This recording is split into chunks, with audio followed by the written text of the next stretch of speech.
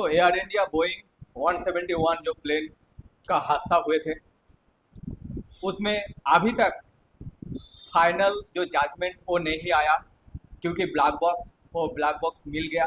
उसमें प्रोबिंग चल रहा है किस तरफ ये जो एयरक्राफ्ट एक क्रैश किस तरफ हो सकता है, वो अभी प्रोबिंग में है, वो अभी इन्वेस्टिगेशन में है। लेकिन जो विशेषज्ञ है वो बहुत कुछ बोल रहा है।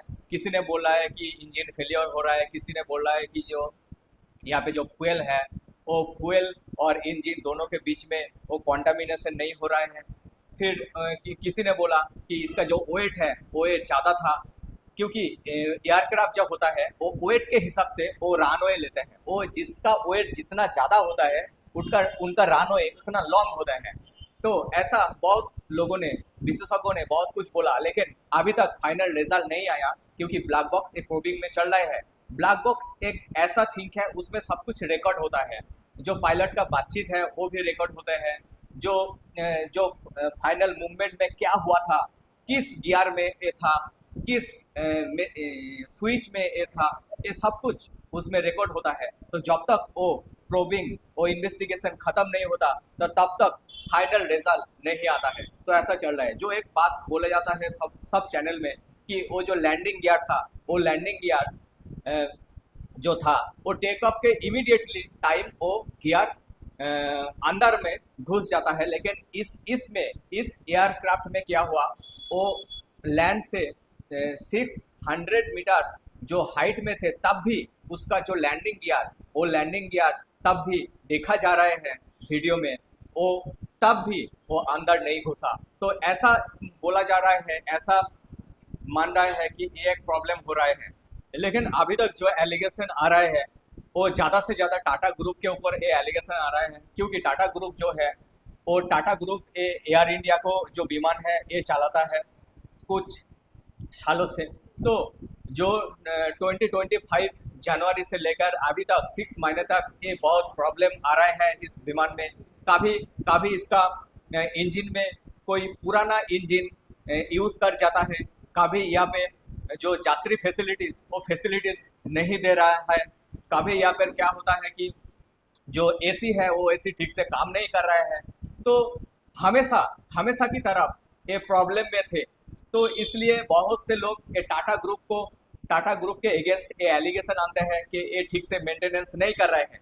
और एक जो बात है, जो सिलेबी जो एक कंपनी है, जो सिलेबी कंपनी बैन किया, क्योंकि जो सिलेबी है ये टार्की कंपनी है।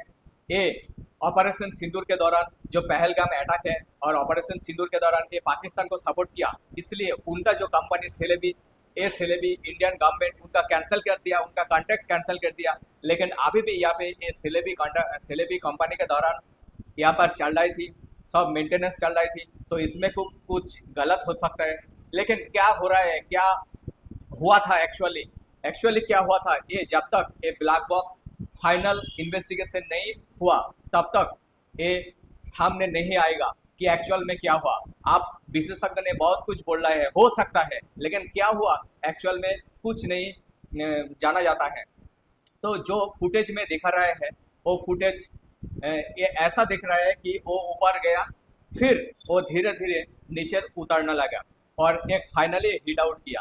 तो ये एक ऐसा प्लेन हादसा है जो इंडियन हिस्ट्री में ऐसा हुआ, जो प्लेन में लगभग सभी लोग मर चुके थे सिर्फ एक के बाद। और जो जहाँ पे हिट किया वहाँ पे भी 15-20 लोग मर गया। तो इंडियन हिस्ट्री में ऐसा पहली बार हुआ, लेकिन सभी ने टाटा ग्रुप को एलिगेशन दे रहा है।